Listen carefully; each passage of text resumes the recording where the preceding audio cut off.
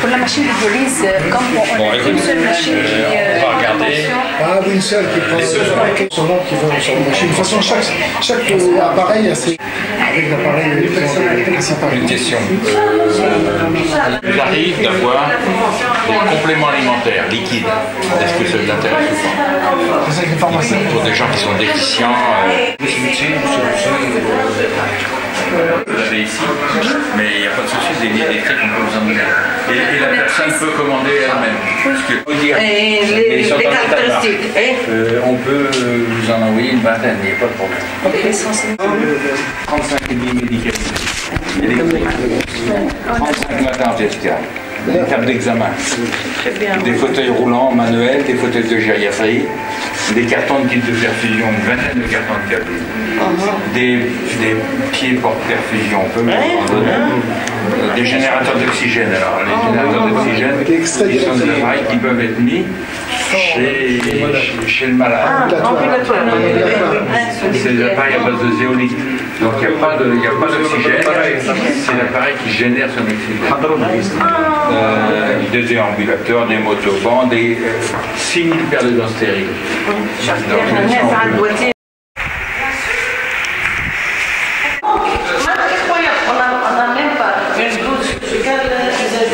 Vous voyez ça, c'est... Les champs chirurgicaux. On n'a pas, surtout pour l'ophtalmo. On fait l'antibiothérapie prophylactique. On donne du Xirac, tout, pour ne pas avoir d'infection après Surtout les appareils de dialyse, surtout parce que ici l'eau elle est un peu dure. Il y a beaucoup de cas d'insuffisance rénale. Beaucoup. Il y a la liste, elle est très longue.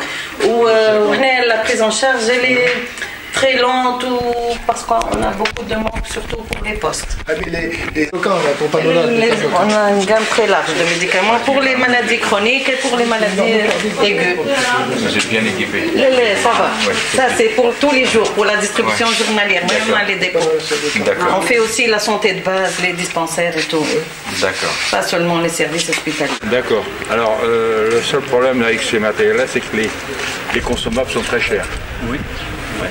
Je sais, j'en ai envoyé au Maroc, j'ai arrêté parce que ça coûte trop cher.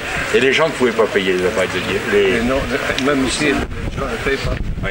Alors, on a des appareils d'assistance respiratoire qui sont en base de zéolite. Donc là, ça peut être mis éventuellement à domicile des gens. Oui. C'est un intérêt. C'est même le protocole. Donc on en a et même assez des grosses quantités. Donc il faut trouver une solution pour que, soit à travers les Tunisiens qui sont en Europe ou ici, ils financent le transport. On est prêt à donner. Ça par exemple c'est du mammographe. Mammographe et puis derrière je vais avoir une photo des appareils de dialyse. Nous sommes principalement un laboratoire polyvalent, c'est-à-dire quand on est médecin à la première ligne, avant que les patients passent aux hôpitaux spécialisés, aux laboratoires spécialisés. Donc c'est plutôt les bilans standards. Monsieur Grenon, soyez encore une fois le bienvenu de notre association Yonga Solidaire à Maharis. Et je voulais savoir vos impressions sur cette visite qu'on a eue à l'hôpital et chantier de maison de repos pour les âgés. Alors écoutez, d'abord on tient à vous remercier particulièrement, Yonga Solidaire, de votre accueil. Nous sommes très heureux de voir sur place le travail qui peut être envisagé à terme, en particulier sur la maison des personnes âgées et puis en même temps sur la volonté que vous avez de pouvoir aider les gens de la région. Donc on a été très touchés par l'accueil des responsables de l'hôpital de Marès et on a bien percuté les besoins importants qu'ils ont. Les besoins dans tous les domaines, que ce soit matériel hospitalier, matériel de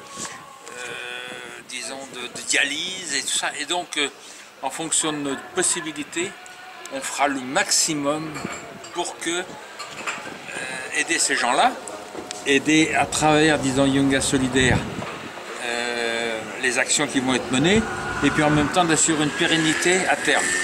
Donc on a quand même une personne ici qui est sur Sousse, qui sera notre interlocuteur avec Yunga Solidaire, et puis d'autre part, nous, nos interlocuteurs seront Yunga Solidaire. À eux ensuite de gérer, en fonction des besoins, le matériel et puis l'utilisation. Et en même temps, de nous exprimer les besoins. De venir en France, Inch'Allah, pour que vous voyez le matériel et puis qu'il y ait une continuité à travers, disons, les habitants de la région de Marès ou les habitants de la région proche de Marès qui sont également sur la région nantaise pour qu'il y ait une continuité. Et il faut que du côté de la Tunisie, enfin des Tunisiens expatriés, ils retournent vers leur pays pour essayer de soutenir leurs frères. Ok. Voilà, donc encore merci infiniment de votre chaleureux accueil et que la suite soit fructueuse pour tout le monde et toute la population de Marès et des environs. Donc encore merci à vous et puis Inch'Allah pour la suite. Inch'Allah.